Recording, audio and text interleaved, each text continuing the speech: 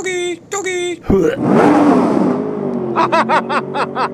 is nice, at least, for it to be clear for a change.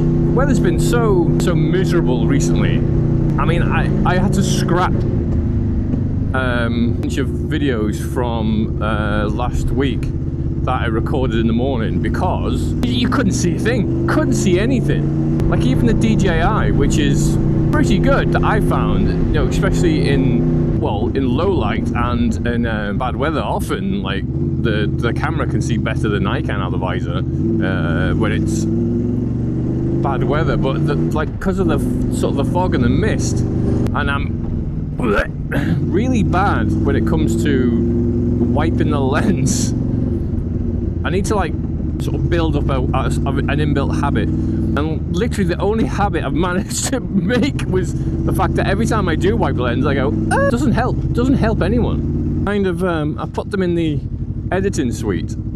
I say editing suite like I'm posh. I'll lob them into CapCut, and I just started watching a playback. And you know me, I'm no stranger to putting up barely watchable video, but it was literally awful. I mean, how awful do you think it has to be for me to think, yeah, that's not good? It was pretty bad. Yeah, so I can't even remember what it was I was talking about. That is the problem I have. My lack of video planning in terms of what I'll be talking about and what I'll be doing. I occasionally have a sort of thought, like a start point, but I go off on such a weird tangent that I don't even know what I did, and I deleted them in such a rage. I can't even go back and listen to them. Yeah, I need to grab some fuel before I head into work. Again, another thing that I need to actually start to behave myself and do is get fuel on the return journey of an evening, because I tend to faff around in the morning. I mean, it's not 20 past 12, the clock's wrong. Still haven't fixed it. Still haven't done it. So it's a little after 6 a.m. In actuality right now, and it means I'll have to pick up the pace a little in order to get that sweet parking discount. Bumpy ass roundabout. Let's go me spot. Getting me spot. Didn't take too long at all. I could do that every morning. Don't know what that spooge is. Spooge! I have been having much more success with my microphone setup as well. That being the second DJI Mic Mini. What I've ended up doing, or this will be the first attempt of this specific setup. Right, I've been using the Mic Mini, but attaching it via the transmitter, via the receiver to my phone. Right, I've noticed so far that's been getting me the best results. It means it's not like attached to a long video file. So like say I don't want to use the 360, then I have this like the separate audio file, easier to access. But I do still get some buzzing.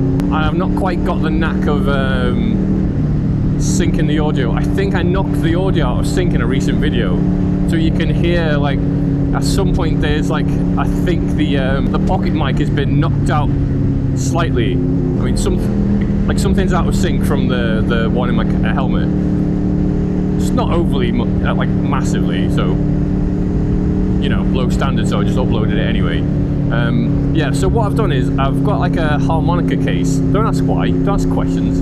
I've got a little like a zippy harmonica case that I've filled with upholstery foam, like 2 layers of the foam, and then I've sandwiched the mic between the two, and I've put that in a pocket, like a waist pocket on my hoodie, or around that location. I think. Now that I mention it, I may have left it in the house. Let's go double check. I have to double. Yeah, I think it's in my pocket. It's in my pocket. Idiot for not checking that before you left. So like the DJI Mic Mini, it's good. It's easy to overwhelm though, and I assume that would be the case with many microphones. There's probably like a sweet spot for its ability to record like constant loud noises, especially like a motorbike. It's quite drony, But what it does very well is pick up a lot of like the bass. So when you pair it with the helmet camera, then you tend to get like a very good clear sound in sort of like all together. You know, in fact, what I think I'll probably do is I'll hold off on fully talking about it, and then just do it on a single sort of like user review of a few weeks or whatever. That way people aren't listening to me waffle away. You know, I've not been having much luck with the Insta as well, in terms of like optimal record conditions. I mean, as soon as it gets, I mean, this kind of lightness or brightness isn't bad. I think it's pretty good for like well lit streets or lit streets, even if it's not like well lit. But since a lot of my commute is via sort of dark country lanes a lot of the time, it just doesn't make sense to put it on. And when the weather is against it. You know, I actually watched a biker's life video recently, and he had a 360 in the fog, and he had much more clarity than I tend to get. But again, that was on the like well lit streets. So that's why I think the difference is lighting. It's like this would be pointless to have it on. Even like my headlight doesn't really get it, like pick up very well on the 360. I don't know, maybe there's actually manual settings. I hate this because I can never remember where the bloody bends are. Yeah, I wonder if there's like a manual setting. I haven't really like done a bit of a deep dive on it, like mainly because it's not been the best conditions for me to go like out in and record on it. I did mention that I was going to go out at the weekend, or that I wanted to, but again the weather was just, it was just meh. I wasn't even really planning on recording anything. I just wanted to go out for a little bit of a blast. I'm just not of the opinion that, like, whoa, fucking hell. Oh, these roads. I say these roads like it wasn't me going far too fast. Bloody roads! Not being straight enough, long enough. So at least I wasn't too bothered about not having the videos go up. I thought I might. I thought I'd be like, oh, I can't post the video. I mean, I'm ahead, so it doesn't really make a lot of odds. But yeah, I've been keeping up this ridiculous pace for so long. I'm thinking, at some point, something's got to give, right? Something's got to go right. Oh, do you know what? I just cannot be arsed. But no, well, not for the long videos. For the shorts, it is. For I don't know why, but like essentially what for the shorts, I've got to pick out bits of the video that I like, but I don't know how to just like highlight them and go save that somewhere else. I have to go back in, listen, like get to the video, cut out the bits I don't want, make the short, do the captions, export it, start again from scratch every time, and it just bugs me. It bugs me, and also trying to look for things that may not be completely offensive. I thought the one about me filtering past police was self-explanatory.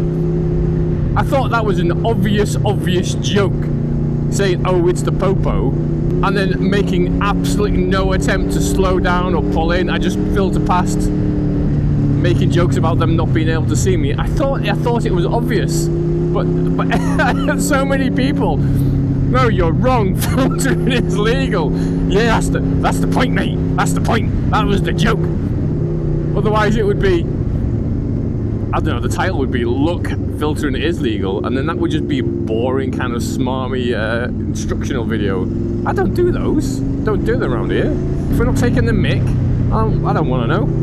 Because I was watching Stormtech's video this morning about him removing a lot of, well, I think he removed all of his shorts, and he had like a content cull where he removed non-bike specific content, and I can see the reason as to why. I mean, the standard YouTube message would be that, you know, diversification of your channel is bad, since, you know, you're essentially like trying to pander to a computer program by manipulating numbers of, you know, like watch time, click-throughs, impressions, and all the rest of it.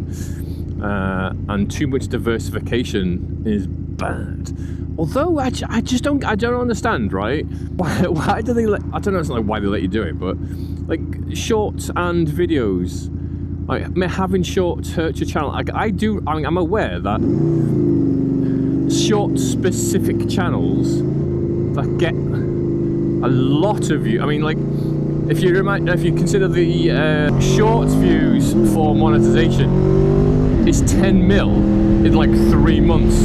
I mean, as a motovlogger, that's a horrific number. That's just not going to happen.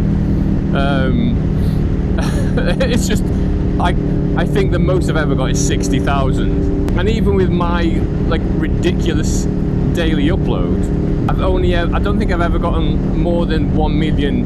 It's like my 1 million views thing was heavily, I think it was like 80% of that was from shorts. And I've been trying to use the shorts as signpost to my oh, what are you doing, vulva? This is the way he lights me up. Lights me up!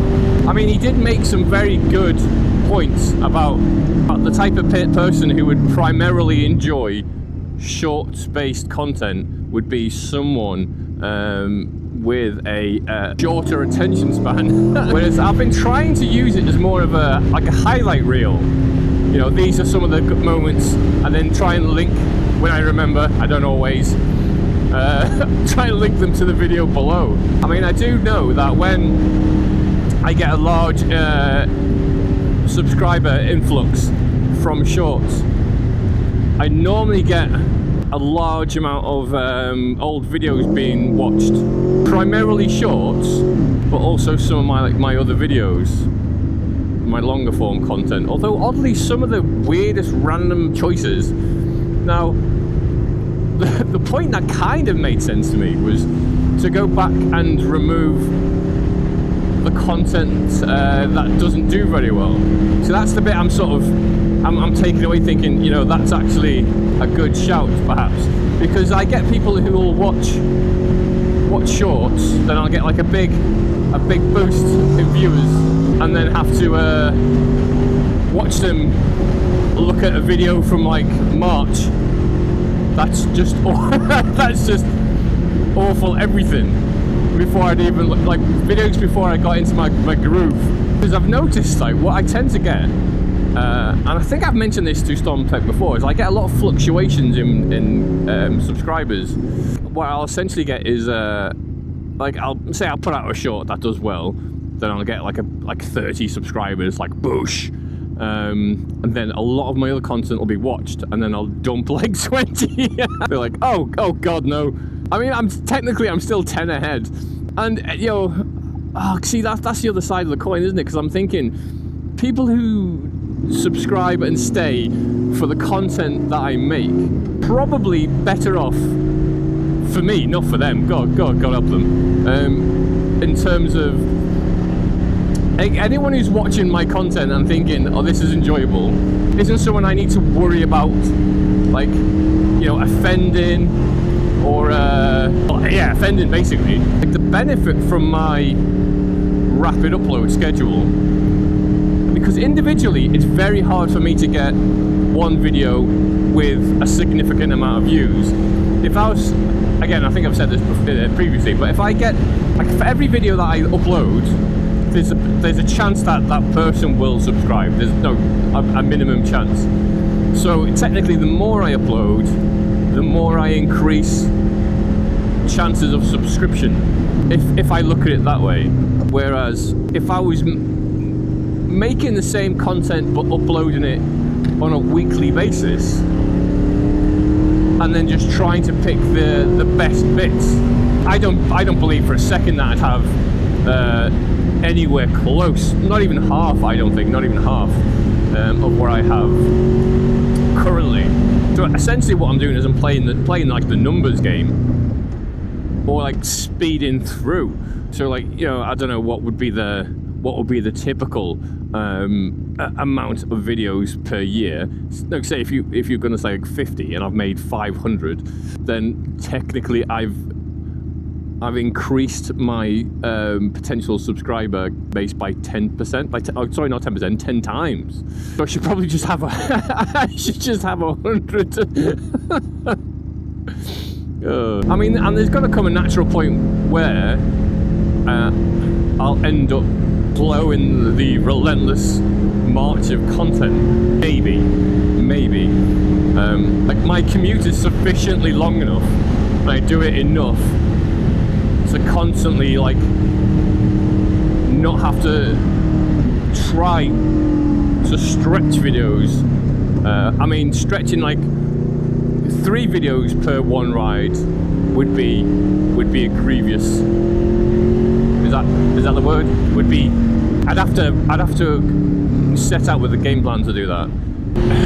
I do think maybe it might be wise to go through, especially when I start. You can see when I made the switch to the current style with the green and red lettering. Just straight line the roundabout. Just straight line it. Why not? I mean, no one's coming, so. Yeah, but why put yourself in bad habits? Why would you start? What was I saying?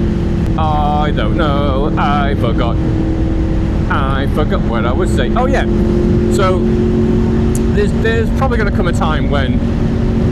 No, that's not it. Nah, I've done that bit.